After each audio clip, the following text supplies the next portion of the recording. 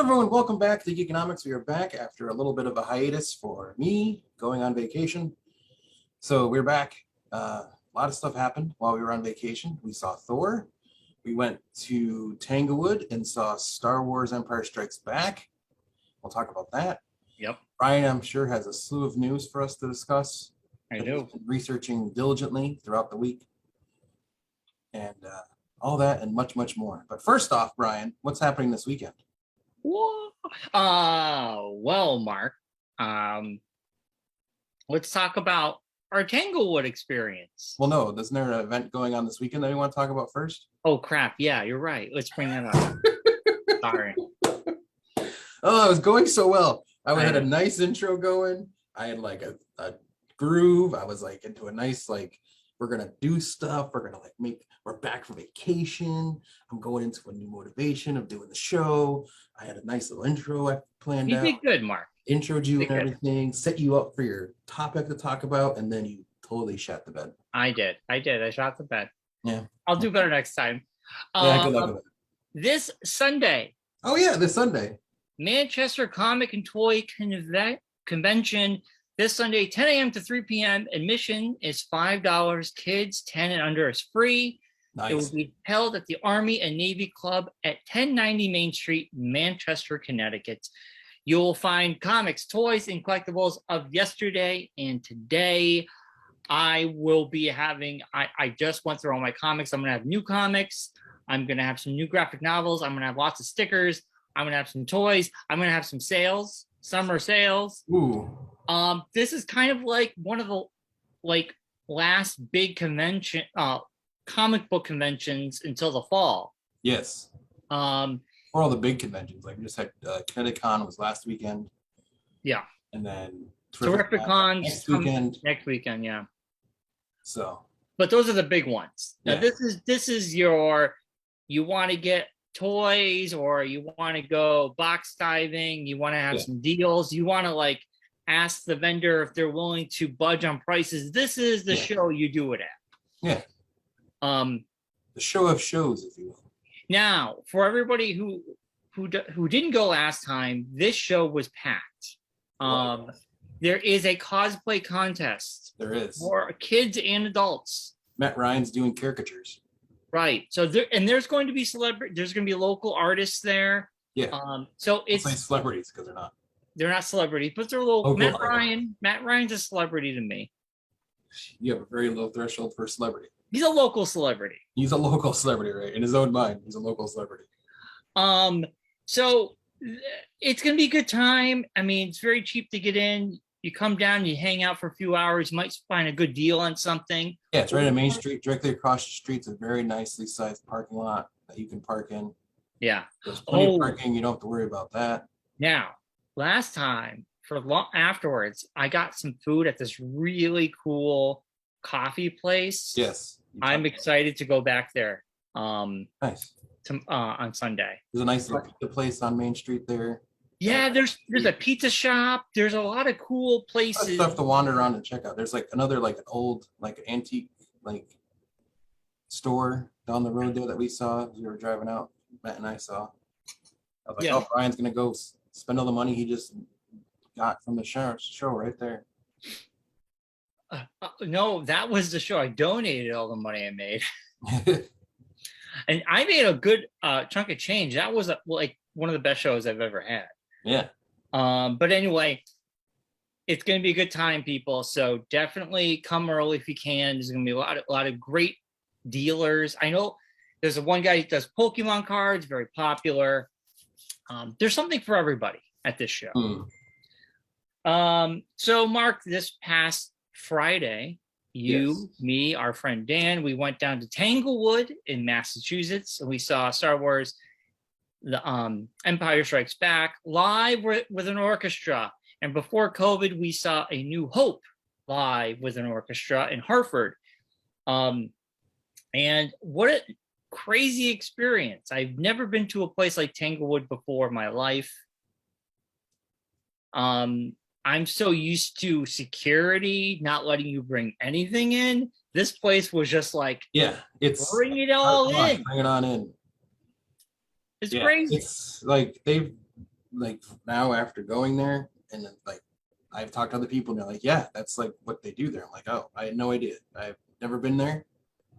I want to go again. But, It's so cool. yeah, people had like full on dining room tables with like candelabras, Yeah. of wine, and You could bring in everybody went to Big Y. Everybody got went to Big Y and bought the huge ass subs and brought those in. But it's just great. There was like not a like I mean, I'm sure there was some bad spots like behind trees and things that were not good to view things from. Yeah. But even where we were, which is pretty far back from the stage, was still really cool. Just to, yeah, you could hear it anywhere you were at, so it wasn't like you had to worry about sound. So unfortunately, the doors had opened at 5:30. It started at 8:00. well, us not being there, we got food. Somebody suggested that we get there earlier. I did. Well, Ice also as well. But, no, you didn't. I said to you, we should get there early. I said that originally, but Dan had to get up. Dan had a meeting till 4 or something. Yes. So I'd wait for Dan, and then you had to pick Dan up, and then drive Dan all the way to my house. Yes. And then we went from there, and they got food on the way. You wanted to get. I was fine just. I didn't know about getting food inside. I didn't know about bringing food in. If I'd known about that, I would have said order the food, and we could just pick it up and take it with us. Mark, let's just agree that none of us knew. No, none of us were prepared for what got going on there. But now I'm like, I was at Costco yesterday with Claire because I had yesterday like half off from work for the doctor's appointment and everything. Nothing major, just usual stuff. And so we went to Costco's after I got back from that, and they had like a fold out table, like a camping table. I was like, ooh, that'd be perfect for Tanglewood. I'm like, I don't know if I'll ever go back there again. So I don't know. Why am I going to buy this? But yeah, it was awesome. It was so cool. And I understand why my neighbor was like, you should borrow my wagon with all the stuff that I take when I go there. Like, well, why didn't you borrow the wagon? Well, because she had it buried in her basement because she hasn't gone this year. So. Well, now we know because we all had mini heart attacks walking. I know. Walking up that hill. Oof. All I did is had that song from Stranger Things playing in my head, and it got me through. Running Up the Hill by Kate Bush.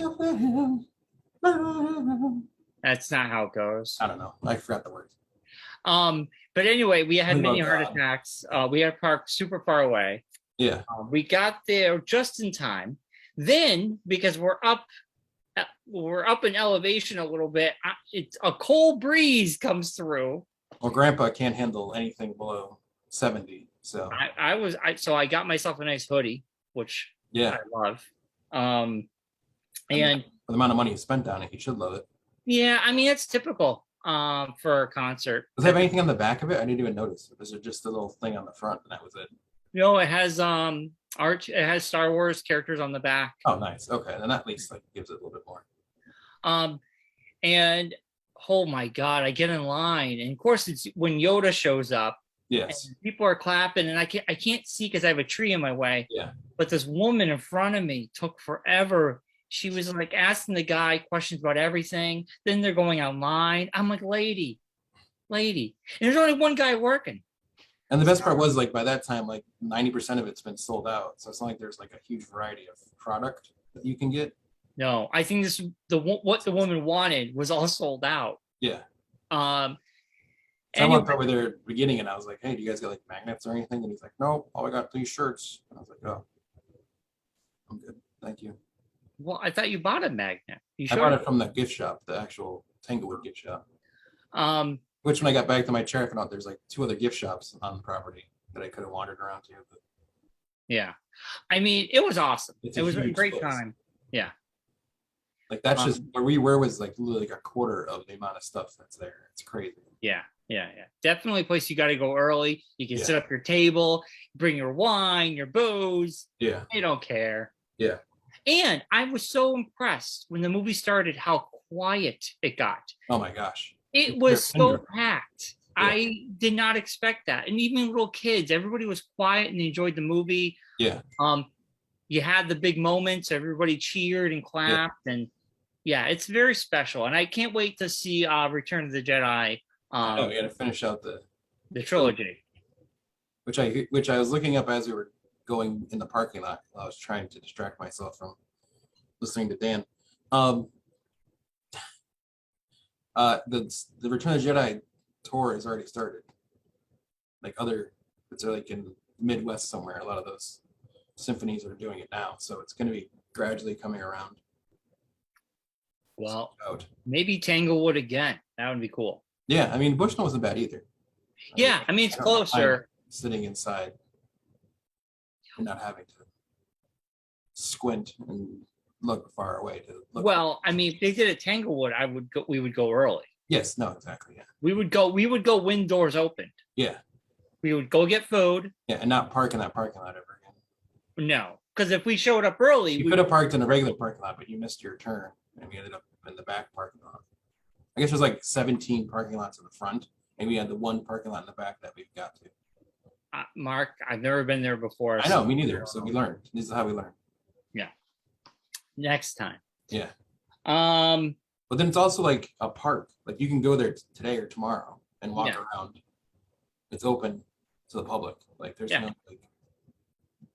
That's pretty cool. Which is crazy. And there's like always music going on. I guess there's always like different events, little venues in there, like a chamber music venue and other little venues. And there's always like classes and things going on. So there's always something happening during the spring and summer. Yeah, it's a cool place, man. Yeah, it's crazy. Yeah. Mark, you got anything before I have a few things and we'll get into news? You have anything worth noting in last week? Really, just was on vacation, went to Musquamaket with the wife for a couple days, which was nice. Got away. Just do nothing for a couple days really changes your perspective on things. You know, you get that bogged down work every day feeling. A couple days, like I was off all last week, but we only went away for a couple days. But right, it was nice. It was good. It's good. Recharge the old proverbial battery. Exactly. So, Mark, I have not started the Umbrella Academy, but I'm in volume 3 of the graphic novel. Yes. Wow. It is bonkers. Yeah. The first volume is a good introduction to all the characters. Now, I've seen the first couple episodes, so I saw I kind of like, oh, that's interesting what they did there. Yeah. And then the second volume, Dallas, is bonkers. And It's interesting the way the graphic novel starts off. All these characters are in different places. And by the end, it all makes sense. But in the middle, I'm like, where is this going? And then the third show does kind of the same thing. Yeah, the third volume, it's even more bonkers. Starts off. And I'm in the middle of it, and I'm like, holy crap.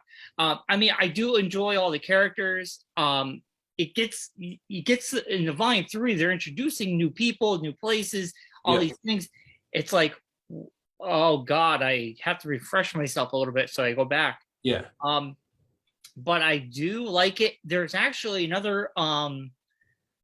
There's 2 more volumes that are not with the stories. There's like another one that's like short stories, which I want to pick up, but I do like it, so I'm excited to jump into the show. I think it's going to make me appreciate the show more. You definitely will understand the show more if you know the material that it's based off of. I'm actually very excited to jump into the show now. And I don't think I ever gave it a fair shot. So you never do. But I always give it. Speaking of books we've read that have now been turned into TV shows, Paper Girls is getting its own show. We saw the trailer. It looked pretty good. Yeah. I hope it's good. It looked. It's interesting. Paper Girls. I'm thinking after I finish the Umbrella Academy, going back. Yeah, I definitely am going to have to go back. And I know I'm a couple books behind. Yeah, me too.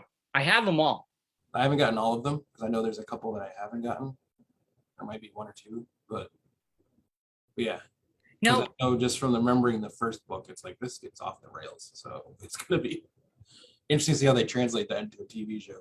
Now, I highly recommend for anybody who's interested into seeing the Paper Girls show on Amazon, go to your local comic book shop, pick up volume 1. Yeah. Because it's a fantastic graphic novel series. It's great. Brian K. Vaughan from Saga fame. Yeah. Why the Last Man, right? He did that one too. Yeah. But yeah, Oh, so there's like, so Paper Girl starts July 29th. yes, that's next Friday. Oh, sweet. Yeah. All right. I'm definitely, I don't know if it's going to be week by week. Yes, it's Amazon. Okay. Well, I'm definitely going to watch the pilot and we'll be talking about that. Yes. So. Which is great because I really don't have anything to watch right now. I mean, it's kind of like a lull of things. Yeah. So next Friday. So I'm definitely excited. Yeah, because Miss Marvel's over with. There's no like Marvel or Star Wars show right now, so there's kind of like that weird. Like, I only got the Orville. Really, it's like the only show. Oh, Orville. I'm almost finished with season 1. I love that show. Yes, and thankfully for Only Murders in the Building also is back, so that's keeping me interested. Hey, so let's talk about Miss Marvel real quick. I didn't watch it, but I did see the ending. It's confirmed that she's a mutant. Yes, mutant which is exists now. different in the comics. She's an Inhuman, Right? so which makes sense because they're not really into the Inhuman story yet, and they want to get. And I kind of figure that Phase 4 is going to be our introduction to the mutants. With Fantastic Four and other things. Miss Marvel. I'm saying before we knew that was happening. Yeah. The things they had announced, that kind of makes sense that they were going in that direction. So now for her to be like the first like mutant, basically. Yeah. Kind of like makes it more exciting now. Like Phase 4 is way more exciting than it was, say, 2 weeks ago. At the very end now, the post-credit scene, she like falls into a closet and then she has the bracelet. Okay. Explain this to us. The bracelet is connected to the rings of Shang-Chi, as I think they're going to go with that they're both Kree technology. Because in the series, at the beginning of the series, when Kamala's family or sort of ancestor and her group of clandestines is what they were called originally. Yeah. Are looking for the gauntlets, I guess they'd be called, bracelets, whatever. The arm they find it on, it's a blue arm, which is a Kree color. Krees are blue. So I think the thinking is that they're the same. They come from the same place as Shang-Chi's rings. So it's the same kind of thing. And Carol Danvers, Captain Marvel, off looking to find out where the 10 rings were from, because she showed up at the end of 10 rings in the post-credits, I believe, scene or something like that. Or there's some kind of connection with her. She didn't show up at all in Shang-Chi. I think it was in the post-credits scene. No, that was Wang. Wang showed up. Somewhere along the way, there was a Captain Marvel connection there. No, Captain Marvel did not show up at all in that movie. Maybe it was something else. But I know that they were talked about that was like the thing, and that's why she was off looking to find out where the rings come from. So the thought process is that she is in the area of where the rings are and where the bracelet's connected to, and the bracelet was triggered somehow to teleport Kamala to wherever that Carol Danvers was. And Carol Danvers gets teleported to where, like, they switch spaces. Yeah. Not Freaky Friday type, but actually just switch places. Right. Now the thing is, people don't know if that means that they've actually switched places, or if Kamala's trapped inside Carol Danvers and they do the Freaky Friday situation. No. The director already confirmed. I guess people were so confused by 2 of these scenes, and the writer came out actually and did an interview and said, yes, she is a mutant, because they actually play the music. Because they do the tiny bit of the X-Men music, but the way that made it confusing is they didn't say that she's a mutant. He just said there's there's like mutated cells inside her DNA. But because them playing the music was to give you the clue. It was like they didn't just come out and say like, "Oh, you're a mutant," because they don't know what a mutant is in the universe right now. But hearing the music, Yes, if hearing you're the a Marvel fan, you know what that means. I mean, that kind of tips you off that it's what it was. And then the writer confirmed they just flip spots. They're Yes. not in each other's bodies. No, but I'm saying, like, before you actually got that information, you didn't really know what was going on, because the way Carol Danvers acted in that scene, it didn't really, like, it could have been like the, whoa, like, what's going on kind of thing. I guess I saw the scene. I just figured they switched spots. Yeah, I thought so too. But though there was like a thing out there, people like I'm not sure. She in Carol Danvers' body or whatever. Well, that's why the writer had to come out and confirm. I mean, she looked around the room and saw all the poses of herself and was like, "This is weird." So yeah, so that connects, and then of course there was a thing at the end that Miss Marvel will return in the Marvels. So yeah, which is next year. July of next year, end of July next year. Okay, so we have Wakanda Forever, November, which is the big next Marvel movie. yes. Yeah, so D23 is happening soon, and there's rumors that we might be getting the cast or director or some of the cast for Fantastic Four at D23. I mean, it would make sense. It would make sense that at Comic-Con, they're going to give us exactly what's happening, but they're going to save the big guns for D23. Yeah. So I think D23, the rumor is potentially Fantastic Four cast. I mean, at this point, is Comic-Con even a thing anymore? Well, Comic-Con's happening. I know, but I mean, is it as big of a thing as it used to be? It's always a big thing. Because like I haven't heard a word one about anything that's happening. Like Well, what it is, what's going on. Like usually it used to be like. Mark, I haven't had a Comic-Con in person for the last 2 years because of COVID. So Even that's before why. that though, but I mean, since Disney kind of took over half of the stuff that would appear at Comic-Con, and DC Universe does their own thing now. Comic-Con was huge before the pandemic. The Marvel stage at Comic-Con, they announced Blade. They announced who's playing Blade. They put a whole. I mean, it was big. Yeah, I'm interested to see how it all like. I think this weekend. Comic-Con 2022 is. I don't know what it is. Oh, July 21st is the 24th. Oh, so it's this weekend. I think. Yeah, July 21st to 20. Yeah, it's this weekend. There you go. So it's going to be huge. And then D23, 2022 is September.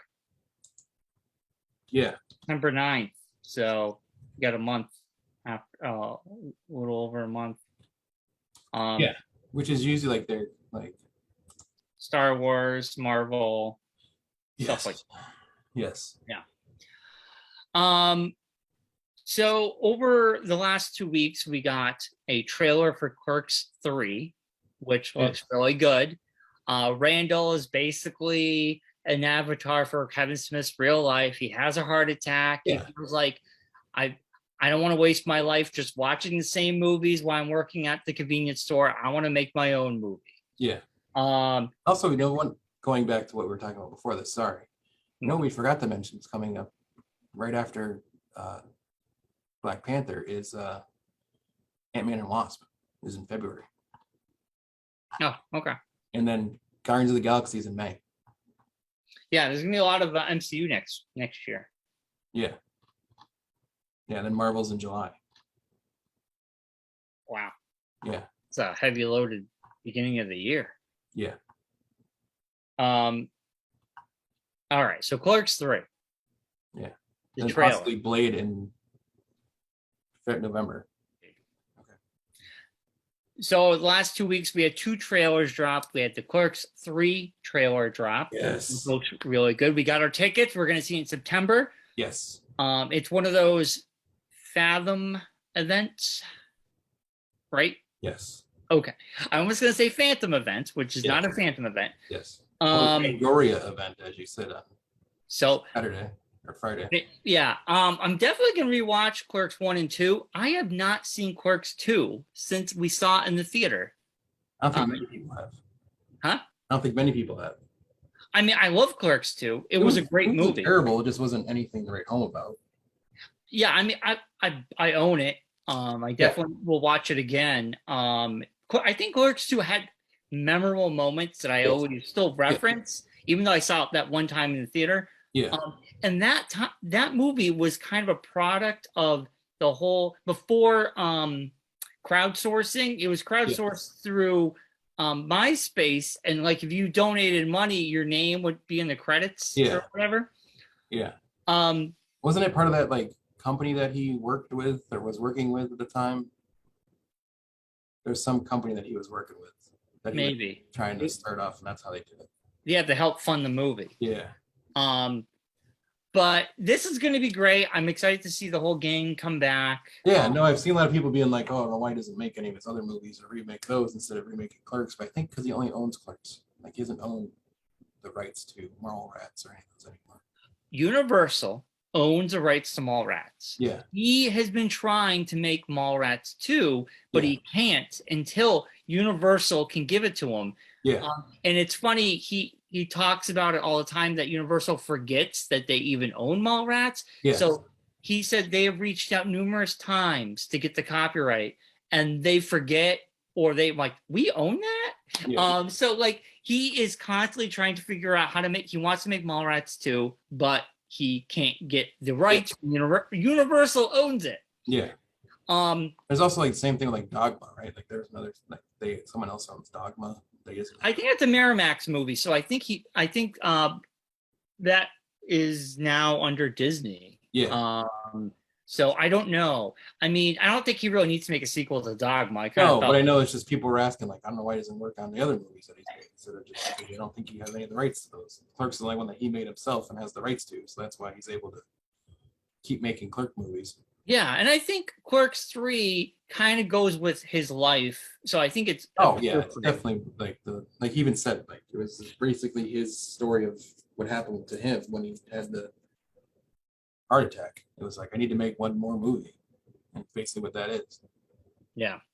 So I'm excited to see that. Another trailer dropped, which puzzled the internet. Rob Zombie's The Munsters. Yes.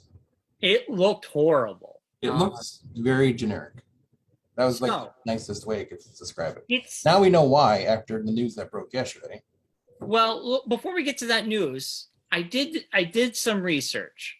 The company that makes these low budget sequels to high profile movies, it's actually Universal, the parent company of Universal. And generally they make these straight to DVD sort of like sequels to a big blockbuster. Yeah. And this is one of them, but it's funny because it's Rob Zombie. He's directing it, and I'm sure he helped write it, and he loves the Munsters, and it does look like a love letter to the Munsters. Yeah. But when it goes from black and white to color, it's got this like right to like porno parody look to it. Yes. It's got this really weird. It doesn't look like a movie. It looks like a weird frame rate. Yeah. It throws you right off. Yeah. Now originally this movie was going to go to theater and Peacock same day. Yes. Now news broke that it's going to go to Netflix. Which makes total sense. It's going to debut on Netflix in September, right along with Tim Burton's Addams Family. Yes. So I'm really interested to see the Addams Family. See how is like the Roadrunner version of the Addams Family. What, the Munsters? Yes. I'm a more of an Addams Family fan than the Munsters, to be honest with you. Yeah. I only remember the Munsters because of Nick at Night. Right. And it was on like in the middle of the day. It was like one of those shows that you'd watch because it was on. Right, right. I mean, listen, the characters look accurate. It just looks weird. I will definitely check it out because it'll be on Netflix now. Yeah. And I will watch both and see which one I like the more and who did it best. But the trailer is very off-putting. Yes, it is very awkward. It's we shall see how this turns out. Yeah. And then other than that, Marcus, we saw Thor, Love and Thunder. Yes. We had a great time. We went to the big ass theater in Manchester, West Springfield. We got the whole crew, and I loved it. I mean, I had a great time. I think the comedy was perfect. I think they took criticism of the first Ragnarok, where some people were complaining that, like, even when a serious moment was happening, they would undercut it with a laugh or a joke. Yeah. This movie did a great job of allowing the serious moments to sit and be in that moment. Yeah. And when it's funny, it's funny. When it's serious, it's serious. And I think it was a great balancing act. And overall, I thought it was great to see Natalie Portman back. It was. It's Jane Foster. My only issue with this movie. Oh God, here we go. Here we go. Why? Why what? Why this movie? What are you talking about? What does this movie have to do with the rest of the MCU? Never did they mention anything to do with Endgame. They don't have to. Never did they mention, like, the whole, like, impetus of Phase 4 has been nothing. Dealing with the repercussions of Endgame. Yeah, but nothing. Phase 4 has been aimless right now. There is no. The first phase of Phase 4 has been everyone in the MCU dealing with what happened with Endgame. Yeah, and Thor was dealing Thor was kind of just there. Like, it acted like he learned nothing. Like, the whole movie, he learned nothing, it seemed like. I totally disagree with that. I didn't see that. No, because Thor at the beginning of the movie was just roaming around the galaxy. He was lost. He didn't have a purpose. At the end of the movie, what is he doing? He has a purpose. He has a little girl. Spoiler alert. He has love and thunder. He has the little girl as his purpose now. He's still doing the same thing though. He's just roaming around the galaxy. No, he's back in Asgard with her. And no, he wasn't in Asgard. They were in, like, another planet somewhere. I think basically becoming a father gives him purpose, gives him someone he can train and be with. He didn't have that before. In the very beginning of this movie, he's with the Guardians, and he is just full of himself. It's all about me. I'll take care of everything. He was all in his own head. He didn't give a shit about anything. He was aimless. But when, by the end of the movie, he realizes, first, Jane Foster is his love. He had to deal with letting someone die, and that he couldn't conquer her cancer. He couldn't change that. But he got a little girl. It seemed like it was. It could have, like, it seemed like it tried too hard to not take itself seriously. The comedy was there. It was just kind of like, I don't know. This character is just kind of like, I don't know. I hate to say, like, run its course, but it's kind of like, if there's not another Thor movie, I'm not gonna be like disappointed in it. I'm totally opposite. I love Thor more now than I did before. Well, see, my thing is, like, here's my question with that. Is it that you love the Thor movies, or is it that you enjoy Taika Waititi's movies? I don't see what that has to do with anything. I enjoy character of Thor from the first movies. Yeah, the first Thor was good. The second Thor was not so good. Yes, that was Thor. Ragnarok was awesome. And this one, I think, was Waititi movie. Yeah, so. And then this one was a Taika Waititi movie. But I like the character of Thor, or do you like the way Taika Waititi is telling the stories of Thor? Yeah, but it's one and the same. His sense of humor aligns with what I like, so I enjoy that sense of humor he brings to these movies. It just seems like we have one side of that story in Loki is off doing his thing, who Yeah. comes from that same basic universe. Yeah. And I'd rather see more Loki than I would rather see more Thor. See, I'm opposite. I put Thor, Ragnarok, and Love and Thunder way, way above the Loki show. The Loki show is like down here. To me, those two movies are way up here. The Loki show is good, but not that good. Wow. I think Yeah. we've come to our impasse in our friendship, I think, here with this. Also, I think I prefer the movies over the TV shows anyway. Like, the TV shows are good, but I don't see myself ever rewatching them. Where the movies, I will want to rewatch. That's not a. I will want to rewatch the new Doctor Strange. I want to rewatch this. Yes, it's much easier to watch a 2-hour movie than it is to watch a 6-hour TV show. Yeah, but also I'll say another thing. This Phase 4 is right now.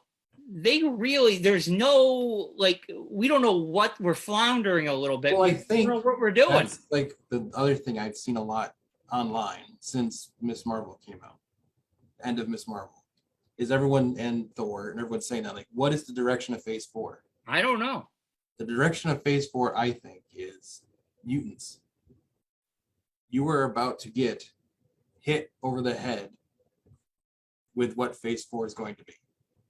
Yeah, but we've had one word. word. We're going to get Namor. I think he's going to be a mutant. I think you're going to hit, like, they're going to use mutants. They're going to become the main things in this, and you're gradually going to get to Fantastic Four, which is the climax of Phase 4. I get like the full mutant, like, I have a feeling X-Men's in the works in the background, and we're not knowing about it. That's going to be like Phase 5. Yeah. I mean, Fantastic Four is not even in production yet, and Next year.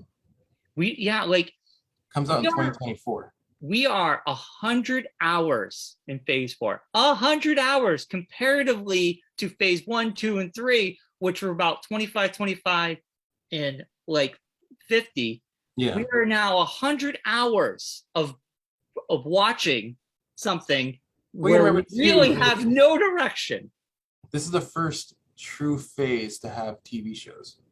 I know. So there's an article, 100 hours. Different storytelling than you did in the other phases. So like other people, you just had the movies, and that's what got you to and from. Yeah. So you have the TV shows now integrating in with the movies, telling the stories. I'm not complaining. So it's going to be more. It's going to be more of a drawn out storytelling than it would be with the movies. I'm not complaining. I take every single thing as is. To me, it doesn't matter if it adds or takes away or does its own thing, as long as I enjoy the story. Yeah. I'm watching it for that one story. I'm not watching it to be like, I can't wait to see the next movie. I'm watching that for that. Yeah. Like, that's my opinion on things. So when I watch Love and Thunder, I enjoy it for what it is. When I watch Loki show, I watch it for what it is. When we get there, we get there.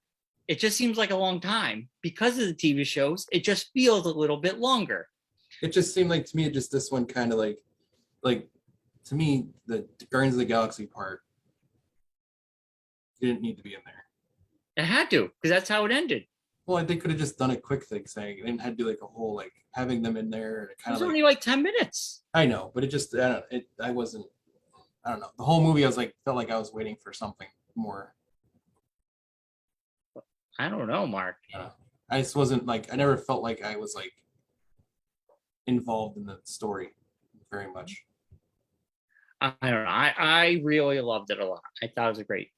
Yeah, it just kind of just fun time. I actually think it's more than. Just another throwaway villain gore. I don't know. I liked all of it. It was just a way to set up. It seemed like a movie. It was like a setup movie. It set up Thor 5, basically. Like, this just sets up the next Thor movie. If there is one, we don't know. Well, I mean, the after credits scene basically showed what they were going for. That set up Hercules potentially coming in. Yes. That's what all these are doing, though. everyone. I mean, at the end of Doctor Strange, we got a character his girlfriend there. who just Alicia. shows up with a magical knife, Yes. cuts into the universe, and they go on.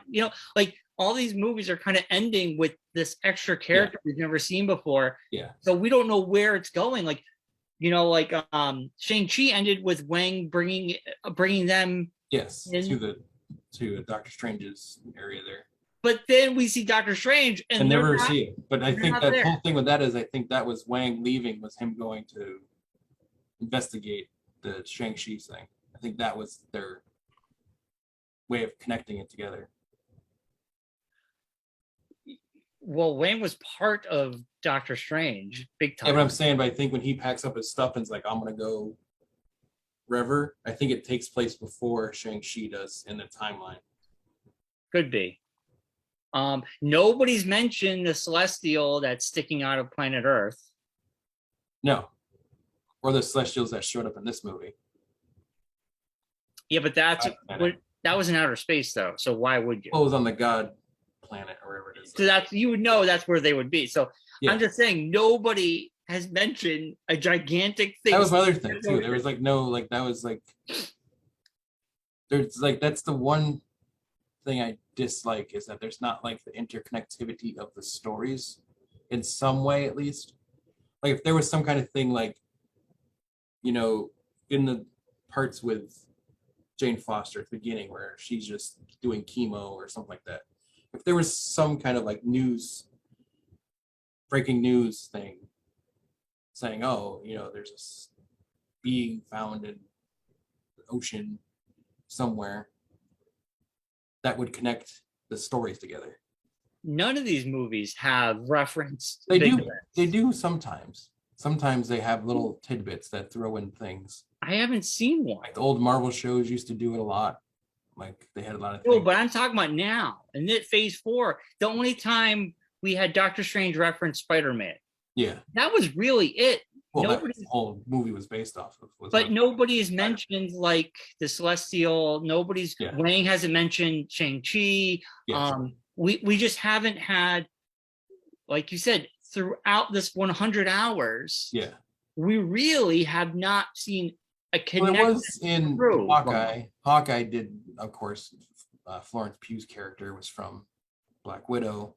Right. That was that connection there.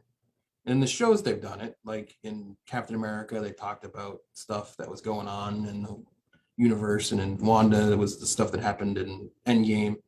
So I feel like in the shows they're doing it well. And in Miss Marvel, they talk about it in tidbits. There's little things like the drones that they use are the ones from Stark that Spider-Man, that whole thing. So there's that. Did they mention the Celestial sticking out of the ocean? No.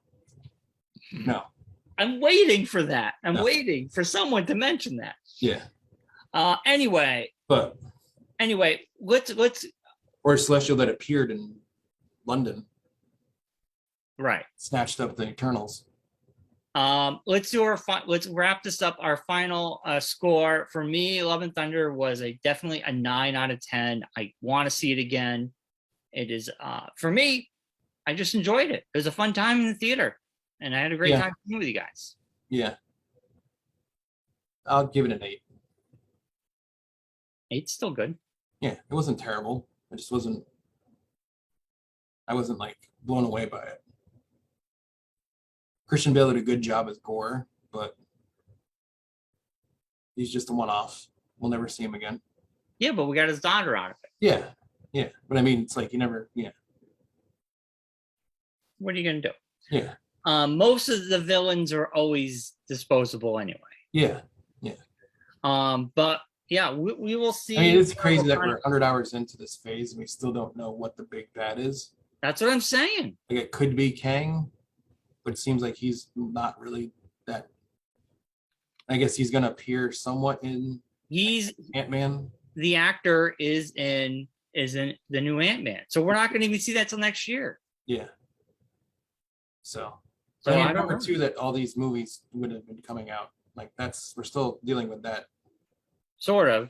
situation of movies that were supposed to come out in line with shows and things. And Yeah, but not as Kevin big of a Feige gap knows what he's between doing. stories. I mean, Yeah. but yeah, I And mean, it was good. It was all right. I just like, there wasn't any like. I'll end up seeing it again, but I'm not like it wasn't one of those ones like usually when I get back from a Marvel movie, I tell Claire like we gotta go see this. You have to see this. Like I was like, yeah, hey, we can see it if you want. It's not. I think Spider-Man No Way Home broke us because that Yes. was like Yes, I think it did. that was like the highs were so high on that one. Yeah. I mean, honestly, in my opinion, D23. Spider-Man No Way Home was like an Avengers movie. Yes. But okay, D23, when they announced the cast for Fantastic Four, And if it's not John Krasinski, then there's something wrong in the world. and when we get Fantastic Four and the X-Men show up, that's going to be, in my opinion, the big high, one of the big highs. Yeah, and especially if they do any kind of like any kind of like who the X-Men are going to be thing. Yeah. I mean, the more I was thinking about it, since we talked about it Friday, why not Carl Urban as Wolverine? He could, but he's doing Billy the Butcher. boys. He's doing the boys right now. Yeah, so I don't know. I don't see him as Wolverine. I mean, he could pull it off, but I don't know. That guy from the Kingsman guy seems to be. He wants it. Who knows if he's going to get it? he's Cyclops. He's more of a Cyclops to me than he is a Wolverine. Yeah, I'm hopeful we get the cast and the director for Fantastic Four, and that's our gate towards the end. I mean, before that happens, we should definitely like do our dream casting for Fantastic Four. Yeah. So D23 is going to happen in September. We should do our dream casting. We should. Send that. No, but I agree with you. We should definitely do. I mean, Mr. Fantastic's basically cast, so you don't have to worry about that one so much. Doesn't have to be though. I mean, I think if it's not John Krasinski, what's the point? I mean, at this point, He is Reed Richards already. I think people want very that. like it's very seems like when Marvel cast a character in a scene like that, that's basically them saying he's got the part. Maybe. I don't We see don't know. see them like turning around and making someone else that character. I think people would be upset if they did, though. I think you're right. Yeah. But I if mean, we- the fact that they went and got the guy from Inhumans TV show to play the Inhuman. I mean, I think they're kind of like, once you're that character, you're that character. We're not gonna like put you in a movie and then you're like, thanks for coming. We're not gonna cast Harry Styles as Mr. Fantastic. oh well, Harry Styles is Thor's brother, which we haven't even seen him. Thanos' brother. Thanos' brother. We haven't seen him in forever. Yeah, well, that was Eternals. Yeah, which was internally Fantastic Mr. Fox, whatever the hell his name was. a long time ago. Yeah, so All right, Mark. Well, we should wrap it up. We'll be back next week. We got the Andrew, the convention happening this weekend in Manchester, Connecticut, the Army and Navy Club from Andrew 10 Con, as I call it. Manchester Comic and Toy Convention, 10 a.m. to 3 p.m. Yes. $5 to get in. Kids 10 under free. When you see Andrew, tell him I said hello because I won't be there. I definitely will. And we'll be After back the show, when you next. see him, tell him you heard about it here. Because it earns us bonus points. We love bonus points. All right, wrap up the show, Mark. What do you say? As always, be good, be kind, be well. Rewind. Oh,